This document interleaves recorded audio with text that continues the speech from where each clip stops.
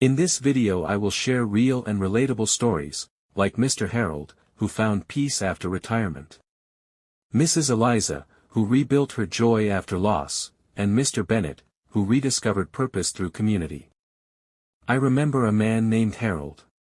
He was 72, lived in a small town in Ohio, and spent most of his days by the window. Not because the view was beautiful, it wasn't. Just a sidewalk, a few trees, and the neighbor's dog who barked at everything that moved. Harold sat there, waiting. Not for the mail. Not for the weather to change. But for a phone call from his son. It didn't come. Not that day. Not the next week. Not even the week after. Now, here's the strange thing. Harold wasn't sad. He wasn't angry. Because a few months earlier, Harold had learned something that I want to share with you today. There are 5 things we must build for ourselves as we grow older. Not given by family. Not dependent on friends. Not gifted by life. They come from within. And once we build them, no one can take them away. Like many others, Mr. Harold, Mrs. Eliza, and Mr. Bennett found new purpose and guidance by joining the Wisdom Thoughts channel to improve their health, peace of mind, and overall well-being. That if they could transform their lives after 70, why not you? Join Wisdom Thoughts today and take the first step toward your own health, happiness, and peace. Let me tell you what they are. Number 1. A purpose that belongs only to you. Some people think retirement is the end of purpose. But the truth is, it's the beginning of a deeper one. Harold. He stopped waiting for the phone call. He started walking. Just around the block at first. Then 2 blocks. Then 3.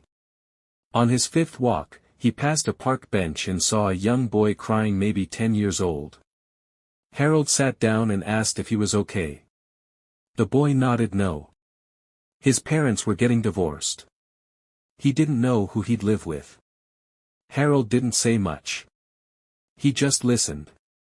And the boy came back the next day. And the next. Harold became his silent friend. His bench companion. That was it. No Facebook posts. No photos.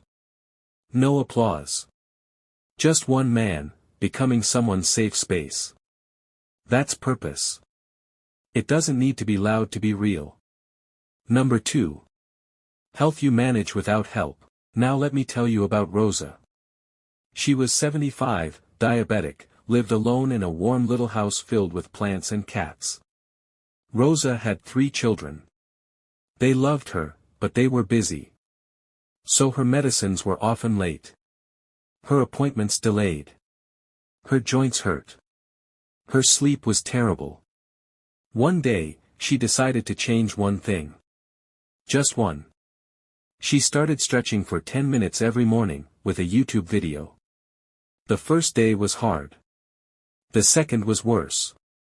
But by the 7th day, something shifted. She began drinking warm water with lemon. Started walking barefoot in her backyard. Added turmeric to her soup. No one told her to. She just decided that she was worth the effort. And slowly, Rosa started feeling alive again. Not because her children came more often, they didn't. But because she came back to herself. Number 3. Friendships that you create, not wait for. There's a myth that we only make true friends when we're young. But let me introduce you to Frank and Jean. Both widowers. Both over 70. Both living in the same apartment complex. They didn't talk much until one Tuesday afternoon, when the elevator got stuck. They were trapped for 11 minutes. By the time the door opened, they had laughed, cried, and exchanged stories of love, war, and coffee. Now, every Tuesday, they meet at that same elevator, but take the stairs together instead. They joke that getting stuck was the best thing that ever happened to them. You see, we often expect our children to fill every space. Every silence. But a good friend chosen, not assigned by blood, can fill your soul in ways family sometimes can't. Number 4. Peace that doesn't depend on noise. There's a woman named Layla I met years ago in Arizona. She had lost her husband, her sister, and even her best friend in just 3 years. Her home was quiet. Her calendar was blank. Her days still. But Layla had a secret. Every morning, she made tea. Not because someone would join her but because she would join herself. She'd sit by the window, sip slowly, and whisper out loud, "I am enough. I have enough. I've lived enough.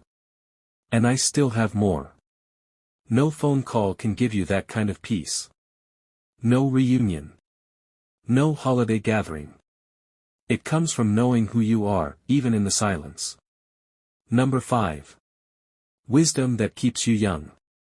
Finally, let me tell you about Elaine. She's 80 and still learning. Yes, learning. One day, she said something I'll never forget: "If my body is aging, let my mind stay young." And it has. Elaine remembers names. She tells jokes. She even gives tech advice to the younger folks at church. She's not young for her age. She's wise because she never stopped growing. A sharp mind, a curious spirit, these are your treasures now. No one can give them to you. But no one can take them either. So let me return to Harold. He still sits by the window. But not to wait. To watch. To reflect. To feel the sun on his face. To be. Because now he knows happiness isn't something his family can deliver. It's something he plants, waters, and grows himself. If you're listening to this, and you've ever felt forgotten, I want you to know something: you are not invisible. You are not done. You are not a burden. You are becoming something softer, stronger, and more sacred. Family is a blessing. But peace, joy, health, and meaning, those are yours to build. And you're already building them. This is Wisdom Thoughts. And this is your time. If they could transform their lives after 70, why not you? Join Wisdom Thoughts today and take the first step toward your own health, happiness, and peace. Subscribe and hit the bell button.